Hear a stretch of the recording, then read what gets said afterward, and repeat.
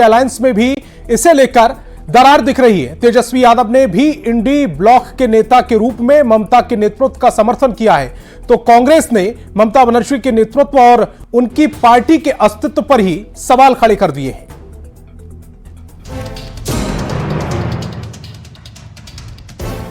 ममता बनर्जी ने INDI alliance का नेतृत्व संभालने के लिए खुद को तैयार क्या बताया। गठबंधन के अंदर दरार दिखने लगी, लेकिन उनकी पार्टी बंगाल तक सीमित है। वो कोई नेशनल परिप्रेक्ष्य में उनकी पार्टी और उनका व्यक्तित्व अभी उतना बड़ा नहीं है।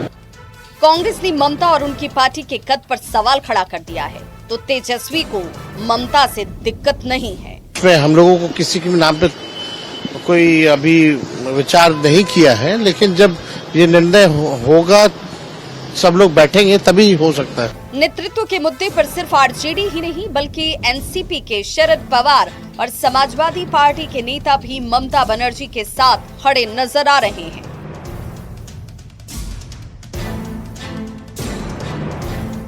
अब इंडी अलायंस में खटपट होगी तो एनडीए वाले तो तंज कसेंगे ही। हमारा ये मानना है कि उन्हें एक विसर्जन समारोह आयोजित करना चाहिए और इंडिया गठबंधन के औपचारिक खात्मे का ऐलान करना चाहिए। आपको बता दें कि ममता बनर्जी ने एक निजी चैनल को दिए इंटरव्यू में कहा था, मैंने ही INDIA अलायंस का गठन किया था, मौका मिला तो INDIA अलायंस का नेतृत्व करने को तैयार हूँ। विपक्षी मोर्चे के नेतृत्व के साथ दोहरी जिम्मेदारी संभालने में सक्षम हूँ।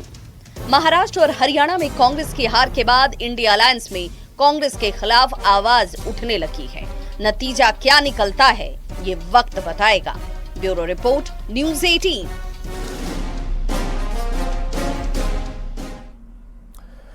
और जम्मू कश्मीर की पूर्व मुख्यमंत्री महबूबा मुफ्ती की बेटी इल्तिजा मुफ्ती ने हिंदुत्व को लेकर विवादित बयान दिया है, जिस पर सियासी घमासान तेज है। बीजेपी के फायर ब्रांड नेता गिरिराज सिंह ने कड़ी प्रतिक्रिया दी तो सियासत और ज्यादा तेज हो गई।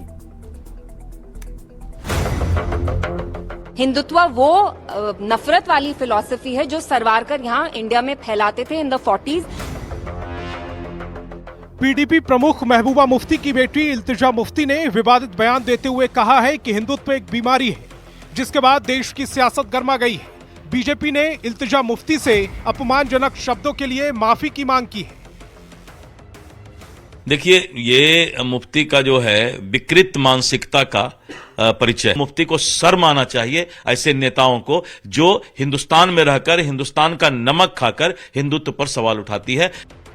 दरअसल विवाद उस पोस्ट पर है जो इल्तिजा मुफ्ती ने एक वीडियो शेयर करते हुए किया है। इल्तिजा ने लिखा, हिंदुत्व एक बीमारी है जिसने लाखों भारतीयों को बीमार किया है।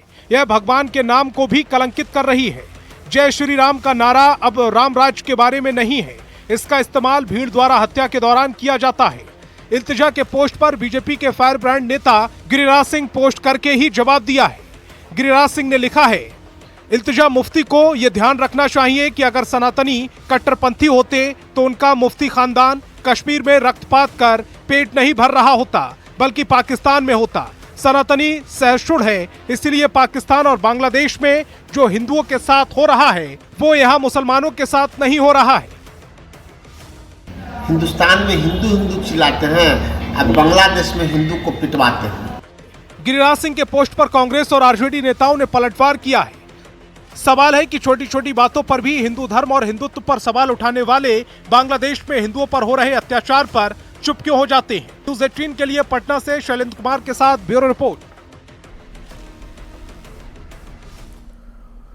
बिहार में सिपाही बहाली के लिए अभ्यर्थियों का फिजिकल टेस्ट शुरू हो गया है। दौड़ में कोई धांधली नहीं हो, इसके लिए हाईटेक तरीका अपनाया जा रहा है। अभ्यर्थियों के पैर में चिप और सेंसर लगाए गए हैं।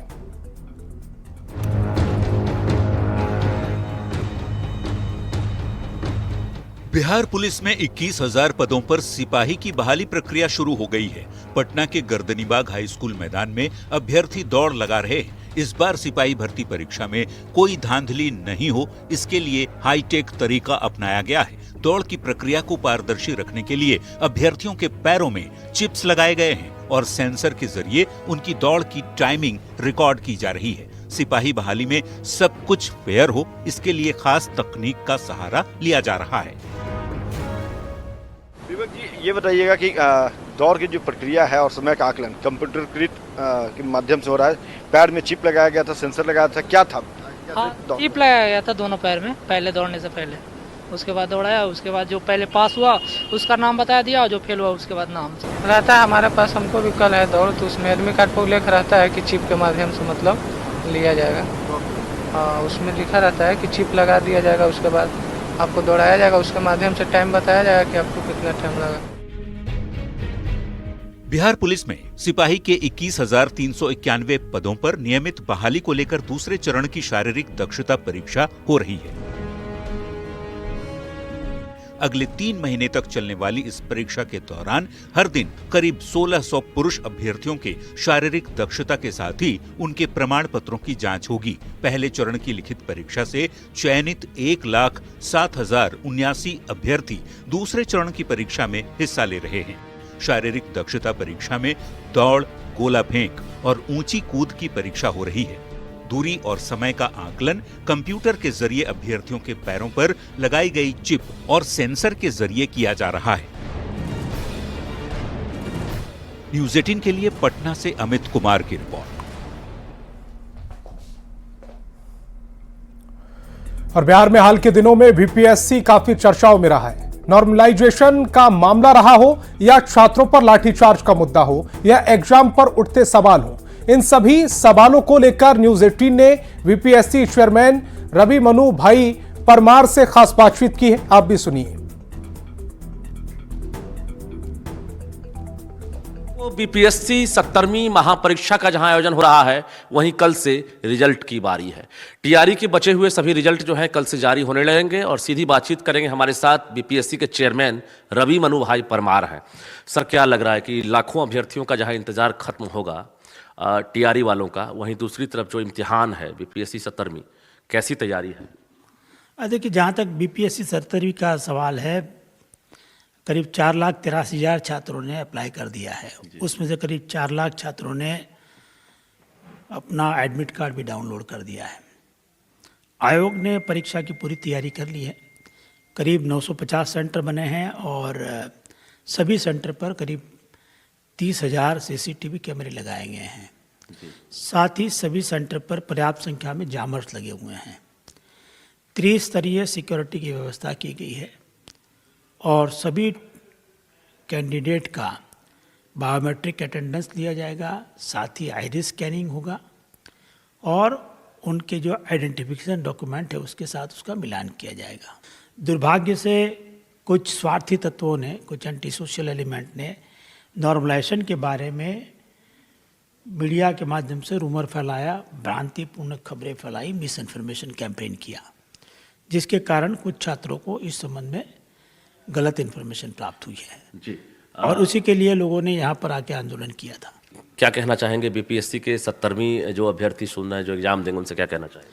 मैं उन सभी 4,83,000 बच्चों को 70वीं प्रतियोगिता परीक्षा है, प्रीलिम परीक्षा, उसके लिए ऑल द बेस्ट कहूँगा और ये भी सलाह दूंगा कि बाकी अफवाहों पर, मिस इन्फॉर्मेशन पर ध्यान ना दे, बुलंदी से तैयारी करे। जो 70वीं बीपीएससी पीटी परीक्षा है उसको लेकर भी तैयारी है, यानी किसी प्रकार से कदाचार ना हो और मुन्ना भाई के साथ साथ जो परीक्षा माफिया है उन पर भी आर्थिक अपराध इकाई हो या फिर आयोग की नजर रहेगी। कैमरामैन सुबोध के साथ रजनीश कुमार, न्यूज़ 18 पटना।